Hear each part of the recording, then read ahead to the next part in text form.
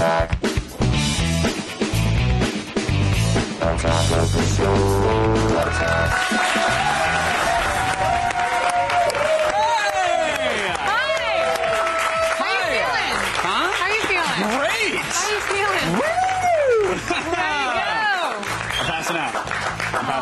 you're okay. You're okay. I'm good. Welcome to Attack of the Show, everybody. TV's only source for all the stuff you care about. My name, there it is, Kevin Pereira. How's it going? I'm Olivia Munn. We are coming to you live from the Q4 Studios in Los Angeles. You sure you're okay? I'm doing okay? Woo! Never been. Oh. You might die. Set the TiVos. It'll be good TV. On the show today, Zach Galifianakis returns to Around the Net. Conan and Andy find themselves in the Twilight Zone that's between two. Yeah. Then in rides, whips, and Hoons. Yeah. It's Hoons. We're going to look at the world's most expensive SUV from Russia and a $1.6 million special edition Lamborghini Roadster. Oh, note, please note this. This segment does not come with a loan application. So sorry. Not that you would get it, but you wouldn't.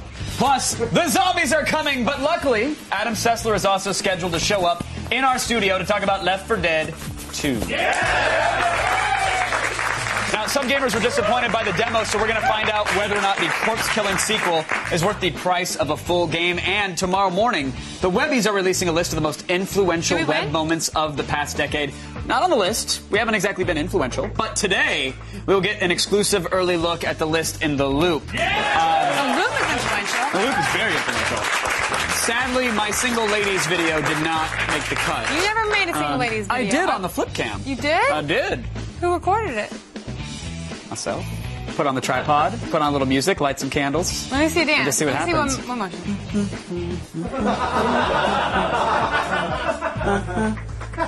Right now, I want to move on because, you know, the web videos, they're not going to rate themselves at all. It's time for the Around the Net. Just go. They do that at one point.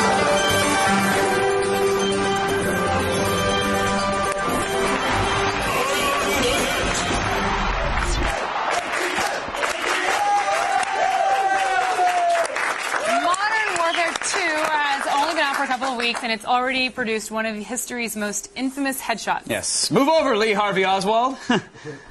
Too soon? Here's a long-range Hail Mary, thank you, on a moving target that will get its very own History Channel special someday.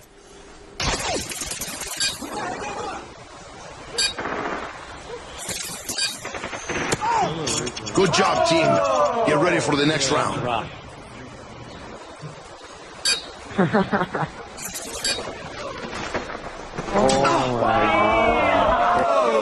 Stuck! Yes. Stuck! That was awesome. I honestly, that's impressive. I have not seen knife work like that. You're... What? Hey, what? No, you're not going to make an OJ joke, are you? Let's move on. Come on. Right? You're not going to. No. That wasn't... It's good. No. It's good, because, you know, we talked about this, and technically he was acquitted, so we're going to move on. We're going to move on. Of course. Okay. So... But... I mean, if I wanted to make an OJ joke, I'm just sorry, hear me out. If I wanted to, I could, because he was then later, you know, found liable for 2 wrongful deaths in a civil suit, right? You know what I'm saying? So I mean, if I wanted to make an OJ joke about the stabby stab, I probably could get in there and about, you know, I'm just... I don't know.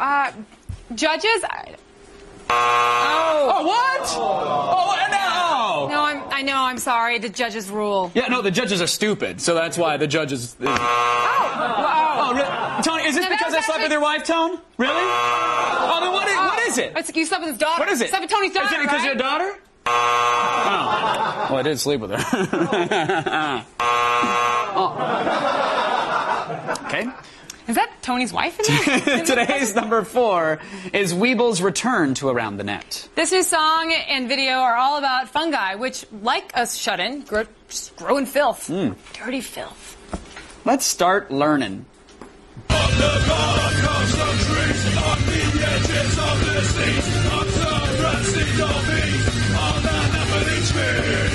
Now we're raiding your fridge, then you hear a loud twitch. You creep down with a gun, millions against one. Try to run for your life, but we got a big knife. We're fungus, why don't you want us? You're a strongest, why there is a lot of us. Some of us are poisonous, some of us are dangerous, some of us will get you high, some of us will make you die.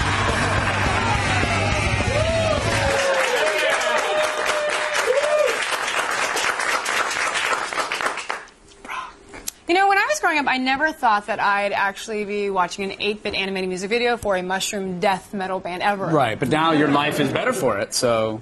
I don't know if I go that far. That's fair, okay.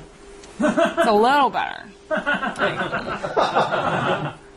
Like, it ate up some of the time in the show, and now I can just move on. No, I get it. That's yeah, so that was good. That was good. Yeah. Now I can sit here like this and not have to really work. I'm waiting for the big red X to come across the screen again. Yeah! Well played. And number 3 is a video shot at a wedding. Chances are you've probably seen it because it has been reposted everywhere today. Yeah, now I think it's safe to say that we've all been in this position before, which is... Oh, yeah, drunk and pole dancing at the reception, am I right? Yeah.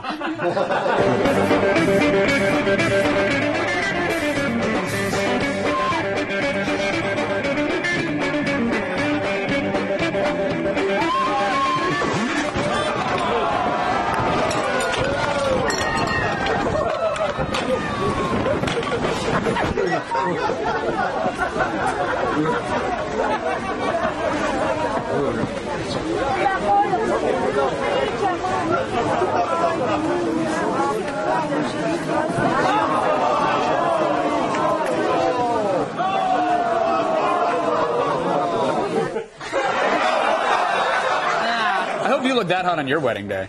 Wow. Oh.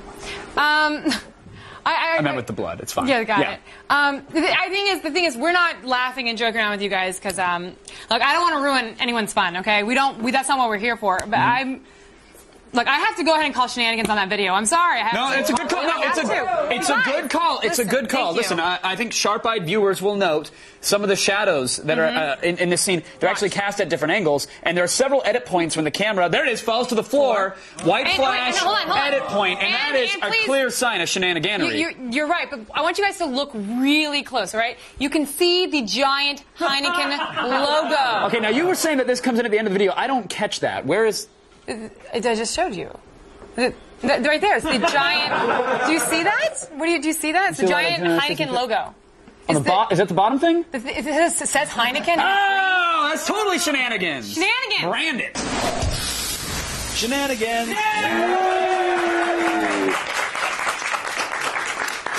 Come on. Today's number 2 is the latest entry in the world's second most awkward talk show. It's Between Two Ferns with Zach Galifianakis.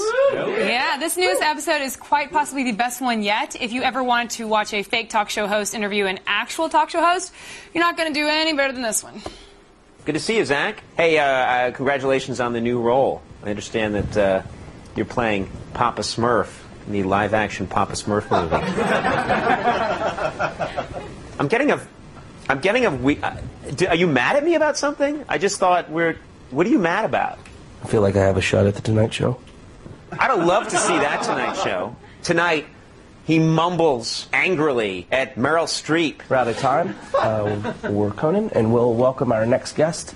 Please welcome Andy Dick. Ow! Thanks for being on the show, Andy. You. Thank you. Hey, Papa Smurf called. He wants his suit back. It is funny when Andy Dick says it. That is funny.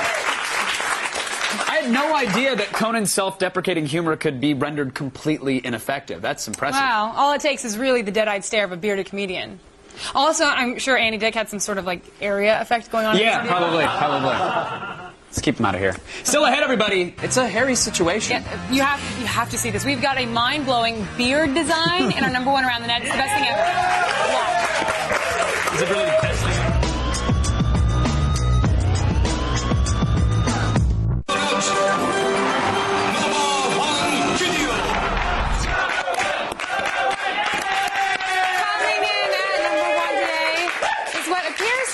Faked early 90s beard competition video posted on College Humor. Yeah, there are worldwide competitions for beards, and the freestyle category usually draws the most inventive and impractical beard stylings. But even if you're a dedicated follower of facial hair fashions... I am. I know you are. I know you are. You've probably never seen anything like this. All right, we're going to move on to the freestyle beard portion of our contest. Dean Beacon, give it up.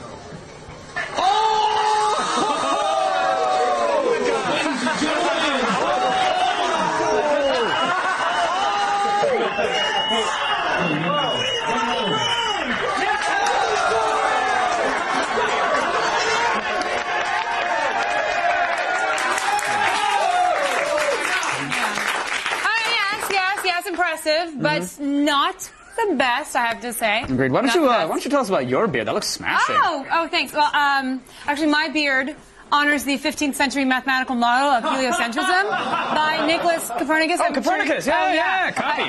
That's right. I actually did my thesis on him in college. My head actually represents the sun, giver of life and champion of gravity. And if you notice, my fashionable beard stylings are the heavenly bodies in their perpetual orbits, as you can clearly see. Very nice. Very nice. Well, thank you. Yeah. I am also, just so you know, not allowed to drive a car with this beard. Oh. So it's kind of awkward, but that's because I'm Asian, not because of the beard. Because of the beard. So what about you? What about you? What's going on? Oh, I'm sporting the dog sweater knit, which was highly fashionable in Western Germany and the Netherlands during the great age of trade and exploration. As you can see, it's not only very attractive, but it also doubles as a great warming garment for small dogs. See that right there? There you go. Oh, that's gorgeous. So I can throw this on to go around the promenade, hang out. It's really gorgeous. We just have a smashing time in this. This is really good stuff.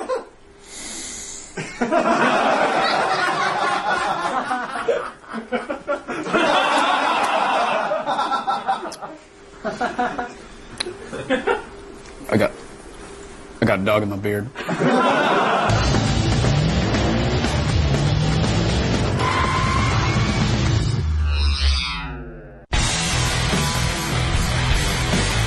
If the cars from the recent SEMA convention in Las Vegas have got you drooling for some international muscle, then strap on your fanny pack and let's check out some of the sweet rides from overseas. Here in the States, we love our sports utility vehicles, but our friends in Russia may have us beat.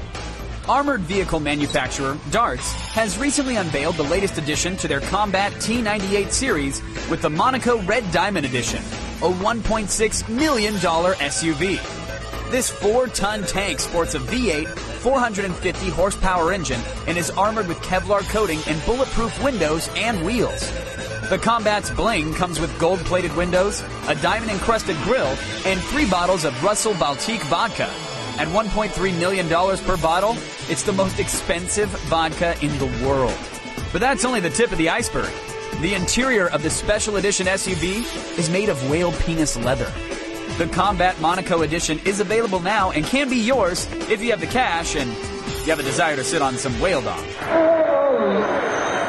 If cruising around on whale foreskin isn't your style, then head on over to Italy and hop on Ducati's Multistrada 1200, a multi-terrain motorcycle.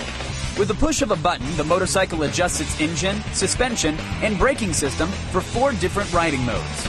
Sport mode utilizes the Multistrada's 150 horsepower engine and produces 87 pounds per foot of torque. Touring mode adjusts its suspension and torque delivery for a smooth ride. In urban mode, the bike downshifts to 100 horsepower for city commuting, and Enduro mode switches its suspension and braking system for off-road racing. The Multistrada 1200 will be available in the UK by next April with a starting price of $15,000. Now, if the only mode you care about is speed, then you're going to love Lamborghini's Reventon Roadster. From the images leaked on Autocar, this limited edition speedster looks similar to the Lamborghini Murcielago and has a jet fighter-style carbon fiber body and houses a 6.5-liter V12 670 horsepower engine. The Reventon Roadster is all-wheel drive and rockets from 0 to 60 in 3.4 seconds, reaching an insanely top speed of over 200 miles per hour. With only 20 of these Italian Roadsters made, you'll have to pony up the $1.6 million price tag before they sell out. Don't get us wrong, there's nothing bad with the cars we have here in the States, but if you're looking for something with speed, versatility, and armored protection, then Europe may have the rides you're looking for. And an update for you guys to our first story. The Russian company Darts has recently cut the whale penis leather option from their vehicles after receiving negative feedback from animal rights activists and also drivers that said that they didn't want to sit on whale penis. Pretty upset because that's actually one WTF we won't get to watch now. Aww. Thanks a lot, people who love animals. I want to go over to Kevin now. I'm going to go home. Oh, don't. No. I got whale penis in my Prius. You can come for a ride. We'll go get a Jamba. No? Okay. Today's game break might contain the information that you will actually use to save your own life during a zombie attack. It also might not. So lock and load. We're talking about Left 4 Dead 2.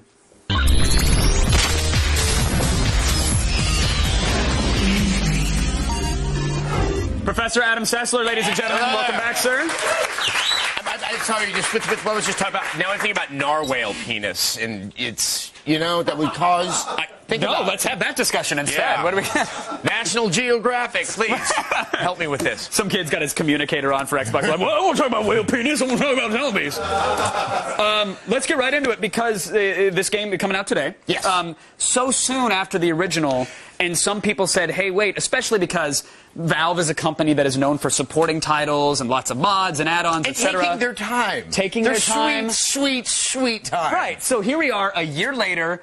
Is this game truly a sequel, or is this something that should have been downloadable content for $10, a couple new maps and monsters? In terms of scope and new additions, is its own game.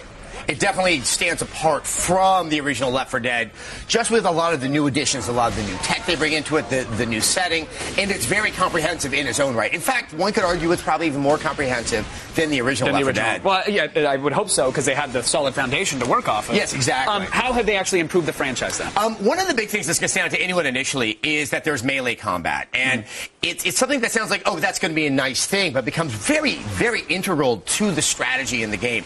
Dealing with, when the horde just crowds around you, you have a chainsaw, as you can see right here. That's convenient. Yeah. And for a reviewer, Dr. Klepek, he found that it was even more preferable to use the melee weapons, that the katana and the chainsaw. That's good to hear, if you could go double-fisted with those, that would be the next step for the game. Right, because guitars akimbo, sure. But, when I saw demos and people are hitting zombies with frying pans, I thought immediately, that's cute, I'll never do it. I'll want to use my assault rifle or my shotgun. Right. But apparently they address that, and melee is it really does create this important balance and this sense of, okay, I can still somehow find this desperate way to deal with a desperate situation. Now, what about the shift to the daytime campaigns? Yes. Because zombies are supposed to be scary at night, right? Like, do zombies, I think, are scary in most circumstances. True. Except, well, maybe, I don't know, Pee-wee's Playhouse or something like that. They might just seem comical. True, yeah. But it definitely works. And it's less even that it's in the daytime. It is in the American South, mainly Louisiana. And that this game really has a sense of place that the first one really lacked. We kind of assume, that's kind of like the little lost brother to Pittsburgh in the first one. Here it's like, yeah, that's New Orleans. Yeah, those are the bayous outside of New Orleans. Sure. And the two levels, I believe, I'm going to blank on the name, but it's Hard Rain and Swamp Fever are the two that really set themselves out from the rest of the pack and really capturing that essence. One of them is about a hurricane, and the AI director really uses that hurricane in the way it obfuscates your ability to see anything. Oh, so it's not just really spawning monsters. There's environmental effects with the there's a director lot as of well? environmental effects. Oh, and that's cool. And that using all of that, the AI director would seem to be more present in the first game, is kind of like taking a back seat and announcing itself, but what it's doing to heighten the tension is far more effective. So there's 5 maps, Yes. 2 of which you think are standout maps. Right, the two we talked about, Swamp Fever and Hard Rain. I know that's a Christian Slater movie, and that's what keep my pausing I was on like, that. they sound like sexual positions to me, but Heavy that's Rain fine. because that's coming to the PS3 next year. It has rain in it, kids. Regardless, what are you giving it? What is X-Play giving it? It's getting it a 4 out of 5, but don't take that fact that it isn't a 5 out of 5 as a negative. This game, if you like the first, you gotta play You this have to one. get the second, of course. Yeah. Real quickly, because I know today's a big day for Xbox users out there. Right. There's a big live update going on. Can you run down quickly the features that we're going to have when we go home? Twitter, Facebook, you can link it up with What are those? I'm sorry. Zoom. Yeah, it's this thing that people use to communicate without using their voice. Oh, weird. I know. I think I saw it in Logan's Run back when I was a child. I'll chat with the tweens tonight. And then Last.fm, you can get those counts from Xbox Live. More or less, if it's helping you bring things that you're already doing in your life all to the Xbox because, it's the one-stop shop for annoying people. There you have it. Adam Sessler, everybody. Thank you so much for coming on, sir. Left 4 Dead 2 is in stores now, and be sure to check out all of the new Xbox Live updates tonight.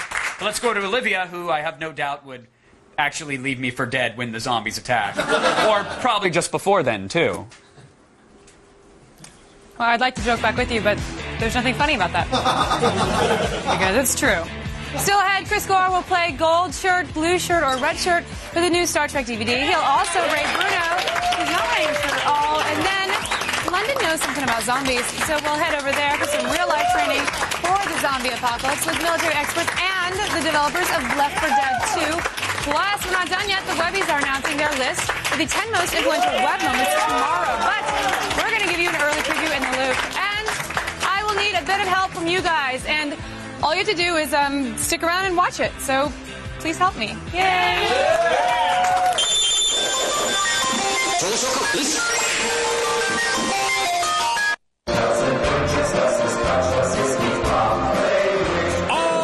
Takenburg. Attacken Spezialbier. Oh, Nelly. We are live. And just looking for information of any type, really. Do you have any? Well, I don't, but I know Blair or Herder just loves giving out information. Do you I have- love it so much. Do you First have- bit, though, actually comes from you guys. How did you get those beards off so quickly without cutting yourselves? Movie magic. It's actually double stick tape. Oh, wow. Did I just ruin the magic? Illusion shattered. Release stubs! Let's start the feed. I can't believe you remember that. It is Tuesday, November 17th. Here are your top stories for today. To avoid the wrath of the Dutch court system, and they are notorious for being violent, the Pirate Bay has taken a first step in cleaning up its image by permanently shutting down their torrent tracker. Now, previously, all of the site's torrents owed their existence to the Pirate Bay's servers. Instead, the site will now provide magnet links, which will instruct your BitTorrent software to download torrent files directly from the swarm of other users. Now, most users won't see much of a difference, but you will have to change the settings on your BitTorrent client to keep the torrents flowing, or you could just download them from the millions of other torrent sites on the internet. It's totally your call. Calling all citizen journalists, yes, you, all one of you. YouTube wants to crowdsource the news by giving major media outlets access to your videos. Today, the video sharing site launched YouTube Direct, a service which TV and online news editors from media outlets like the Huffington Post, NPR, and Politico can request and use videos uploaded by amateur reporters. Think disaster footage or tapes like the now infamous Macaca video, where a politician was caught on camera phone making a racial slur. I actually feel kind of bad about saying that just now. In fact, news outlets can actually request footage from amateurs on a particular subject using the new interface. Of course, guys, the downside is that you won't actually get paid for your videos, but you'll get a shout out by the news outlet if your video is used. No. Way to stuff that journalism degree, right? But, yeah. And finally, we have some slightly brighter news about ailing UFC champ Brock Lesnar. The heavyweight fighter had to call off his title defense against Shane Carwin when he was felled by mono earlier this year, but his illness led to the discovery that the champ was also suffering from a bacterial infection in his intestinal tract. One so serious that rumors flew that Lesnar might, quote, never fight again. Now, MMAweekly.com is reporting that Lesnar's head coach Greg Nelson said the champ's condition is improving and he should be home soon. The sentiment was seconded when UFC head honcho Dana White today tweeted, Brock had minor surgery and is feeling better. Not 100% sure if he's out of the woods, but feeling better. I know we wish him a speedy recovery because we really want to see him fight Mechagodzilla. Yeah. Get well soon, sir. Get well soon. I'm Blair Herder, and you have just been fed. Back to you guys. Thank you, Blair. Appreciate Thank it, you, sir. Blair. Now it's time to tell you about my favorite type of convention. Yeah, what's that? The Sexpo. Okay. Yeah, all right. Let's do this. Oh, no. No, you mean oh yes, because on December 6th, G4 will be taking us down under to Sexpo Australia. Do you get how down under has a new meaning in this context? Do you get what I'm saying there? Down under, Yeah, no, but it's I know actually what down you under. mean. Yeah, it's actually hosted by adult entertainment superstar Sasha Grey, and not only is it available in high definition, that's the H We're not digital, in high definition. but it's also 2 hours long. What? You get Sasha It's a whole Grey, lot of sexy Sexpo time. Australia, In and high def. Connect the bruises like constellations. Be sure to go to the all-new G4TV.com/Sexpo for details. Or a hilariously watches not a lot. safe He for knows work what he's talking redirect. It's going to happen. Now, London has lots of problems. It's prone to flooding, first of all. Its people are also mostly drunken soccer hooligans, and it's constantly being attacked by zombies. You think they'd figure that out? Constantly. But that's why it was perfect to send new correspondent Alex Simwise to get some survival training from the UK military and the makers of Left 4 Dead 2. What's up, Yanks? I'm Alex Simwise, and apparently there's a zombie apocalypse coming to London. But luckily, the guys from Left 4 Dead 2 have set up a little underground bunker here in Soho, so I'm going to go check it out and see if they can teach me some tips to survive a zombie apocalypse. In 2008, Valve released Left 4 Dead, a brain-busting first-person zombie shooter unlike anything we'd ever seen. Now, a new batch of survivors are alive and kicking, and with an arsenal of updated weapons, they're ready to unleash hell upon the undead. What's the plot of this one? How is it different from the first game? Well, so we have 4 new characters, and we're taking them down to the Deep South this time. Not only do we have a bunch of new guns and pistols, we actually also have melee weapons. Can you tell us about some of the new infected that you've got in the game? We have 3 new special infected. That's the Spitter, the Charger, and the Jockey. We have thunderstorms that come up. Can't see anything. It's really easy for the infected to get right next to you and hit you. Kind of makes it so every time you play it, it's different. With the 3 new specials, that just extends that out even further. Okay, I'm here with my 2 lovely bodyguards, and they're going to teach me how to kill zombies. We're going to start with a melee classic, the baseball bat. Simple 2-piece combination. 1 to the chest, and strike to the side of the head. Let's do it. Right. Now stand in, strike. Ooh, There is one essential ingredient missing, Okay. and that is your war cry. Ah! Go on. That's it. Controlled aggression. I've got some zombie killing to do.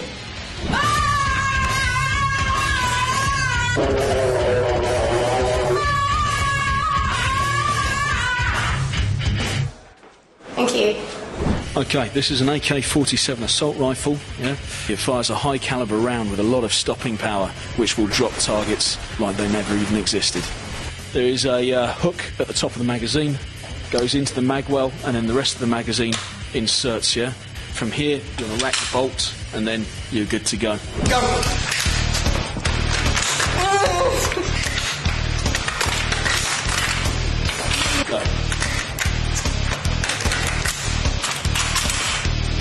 Close.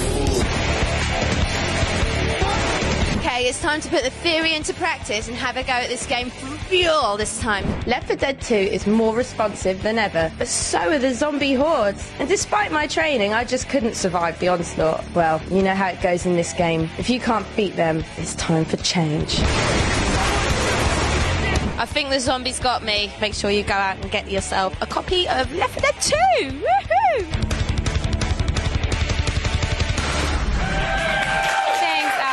Now let's go from video games to movies. It's time for DVD Day.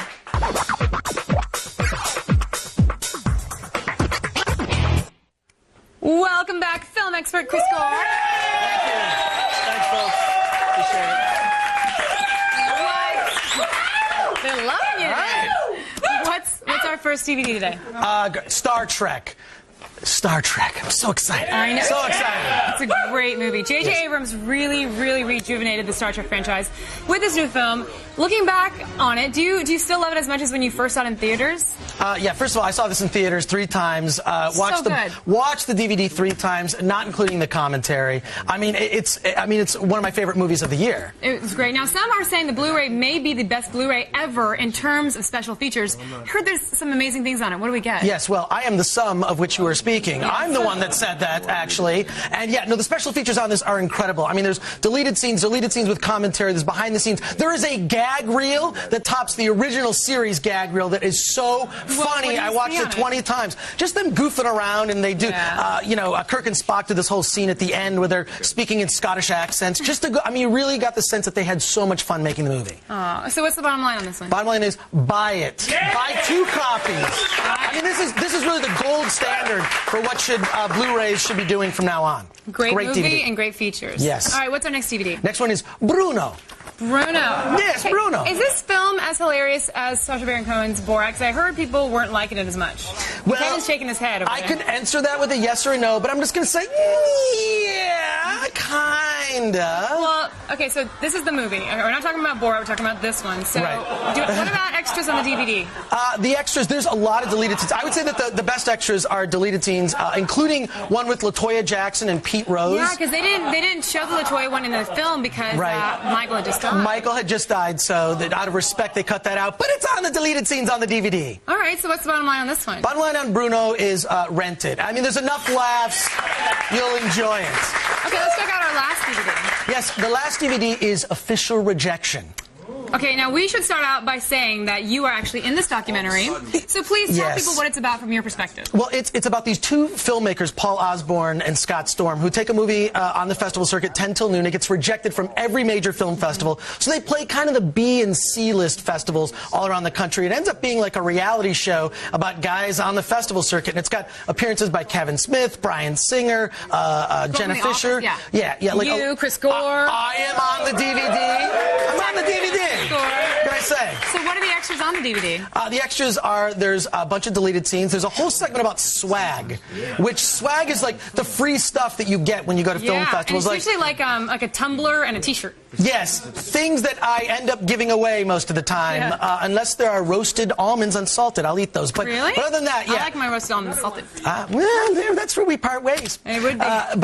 But this is a great film if you don't know anything about the festival circuit. It's also highly entertaining. Okay, so I was told to skip the verdict because of your connection to the film. So just tell people where they can find it on DVD. Yes, you can get it at officialrejectiondocumentary.com. And I can't say it's a buy, but I will say better than Twilight and better than Twilight New Moon. Official Rejection. That is my verdict. Just so you know, I was told that you cannot give the official buy, rent, or pass, but I am saying buy. Not as much as his, but it's worth something. Everyone go buy it. Support our guy right here. Thanks to Chris Gore right here for us. Thank you. And you guys want to follow him on Twitter at @ThatChrisGore. Fascinating stuff. Now let's hand off the show back to Kevin. Thank you. Stay tuned. The Loop will get an exclusive look at the Webby's list of the top 10 most influential internet moments. And Mick Hammerhead better be on there because it changes lives.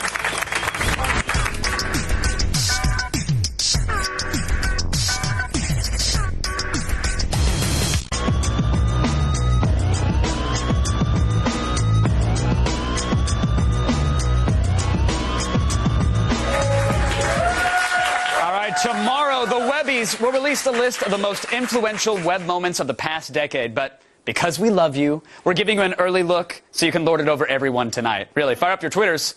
It's time for The Loop. Over the years, the Webby Awards have recognized the finest the internet has to offer.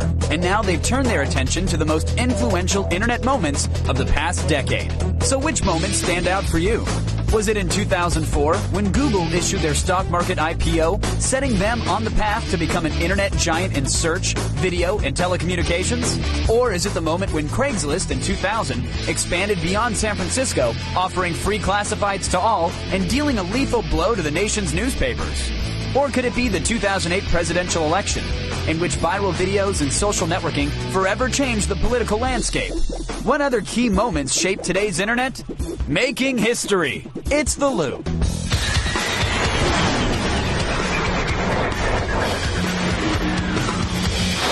Joining me all the way from New York to help us make sense of it all, Executive Director of the Webby Awards, David Michel Davies is here. DMD, welcome back, sir. How are you? Hey, thanks for having me. It's great to be here. Pleasure to have you. Thank you for sharing some of the items on the list early with us. I mean, we're a big fan of the Webbies, and I want to ask about some of these moments on the list that I did get to see early. You put the shutting down of Napster back in 2001 as a pivotal moment in the internet history. To that moment, like, I had to explain to my dad he's going to have to go to Kazaa to download Jimmy Buffett songs. Like, that was the extent of this moment in time to him. Why is it such a pivotal moment to everybody? Well, I mean, a couple of things were that before Napster, it was really hard to actually download and get music online. It was something that people weren't really doing. They didn't know how to do it. So Napster taught all those people how to do that. And they taught them that the internet could be a great place to get music. But when it shut down, you know, all of a sudden that was gone. And what that actually created was a market for iTunes and Rhapsody and all those other services that came along and eventually created this pretty rich space, which is the online music space today. Sure. It also created a much better environment for piracy because BitTorrent's pretty sweet.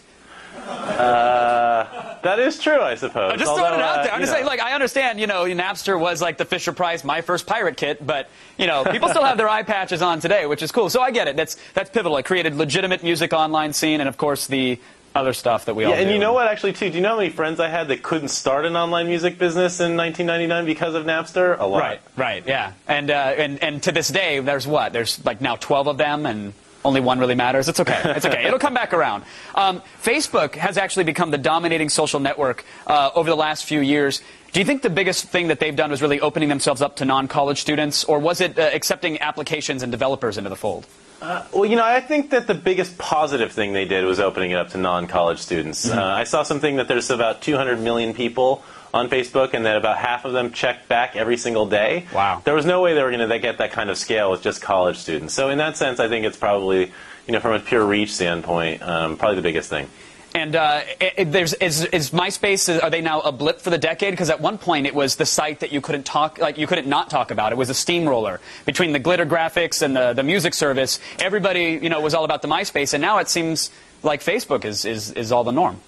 Yeah, you know what's interesting about looking at this when we actually put this list together is there's a lot of sites that actually, right when they launched, were obviously going to be great, and there's a lot of sites that you had to sort of look back on. And Facebook's one of those ones you look back and you sort of say, how did that go from where it was in 2006 to where it was in 2009? And you can sort of have the same thought about MySpace in 2005, and I guess they just didn't have quite the same trajectory. Sure. The one site, though, that since launch and even to this day is still revolutionizing the internet, Zombocom.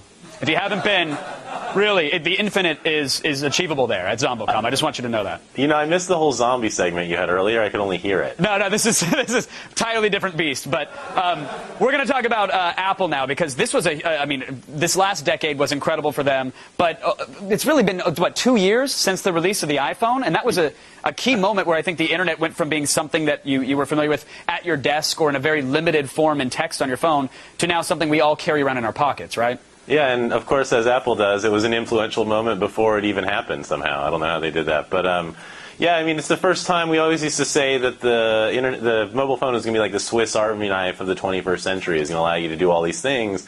And for the most part, it was hot air. And then the iPhone came along, and the hot air became realized. And it really has lived up to expectations. And, you know, touching back on the app stuff, as you mentioned with Facebook, the opening up of an app store and an app community really made it great. Absolutely. And you know, it's interesting we talk about carrying around the internet in our pocket, and yeah, it's just a phone, but I think this is really setting sort of the trend and the pace in the next decade to come, where it's a computer in your pocket. Stop calling it a phone, right? Yeah, I mean, a lot of people like to say it's a device in your pocket and all those things. You know, I'm sure Apple wants to say it's the world in your pocket, but right. it really does live up to the expectation. Sure. And then, of course, I want to touch on, finally, another influential moment from the last decade, of course, the rise of online video. It's hard to believe it's really only been a few years since sites like YouTube have revolutionized everything. I mean, from crotch shots to citizen journalism, it's all been redefined in high def. Are we finally witnessing this online video revolution? Because I remember back in like Real Player Beta 7 days, you know, of like 1997, online video is going to be it. But we keep saying that. Are we finally here? Well, I think we could say that in 2000, when YouTube came along, and there's a couple other components that are important there. The Flash player was really important. The decrease in price of camcorders and sort of equipment and bandwidth. You know, suddenly bandwidth became cheaper and was broader. I guess it's broadband. But those things came together and created this storm where all of a sudden online video had a real potential. And I think in the last few years we've seen it materialize, and we've seen a lot of really great artists and creators come up with great ideas for shows and do them online, and it's really just the beginning, I think. I was going to just say, it's so sad that it's just a passing fad and it'll all be gone in a year or two. Internet what? Exactly. DMD from the Webby Awards, thank you so much for keeping us in the loop. And guys at home, check out the Webby's new daily newsletter at netted.net. And of course, be on the lookout for the list of their top 10 influential moments as well. DMD, thank you so much. Thanks for having me, guys. Right now, let's go over to Olivia, who's in a pre-pouncing position for some reason. You going to strike?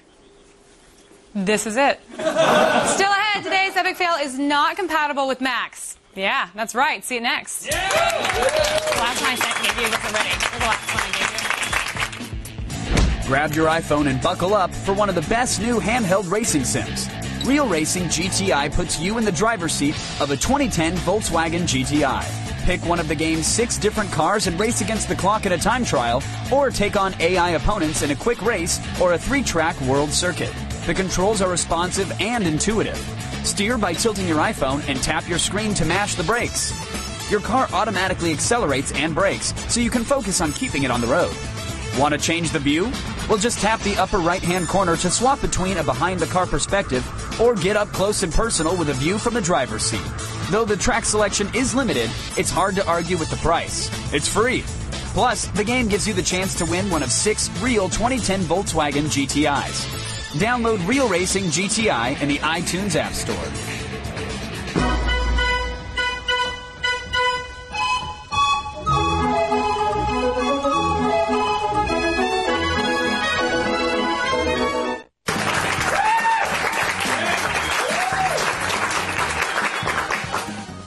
Title? Epic failure. Scene. Interior. Microsoft Store. Day.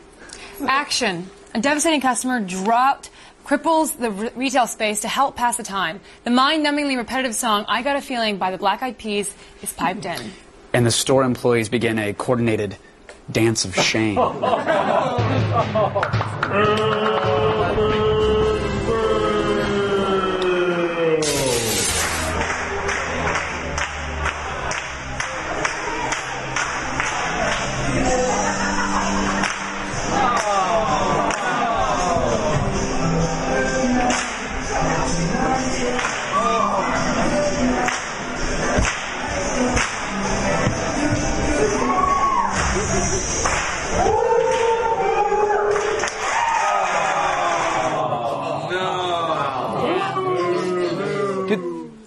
The robots at Chuck E. Cheese have more fun.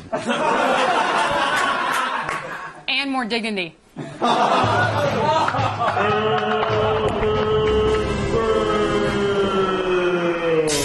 now from epic failure to hopefully epic win. I was able to create my own magazine. It's called Hey Olivia, and it will be ready very soon. And I actually wanted to let you guys have a say in the first issue. So we're adding a poster into it, but I didn't know which one to use. No one else did, so I'm going to let you guys decide. You help me. Which of these posters will be included with the magazine? Log on to oliviamunn.com right now to vote before Sunday. Sunday's the deadline, then we go to print. So one of those will be in the magazine as a poster. You choose. oliviamunn.com. Please go there.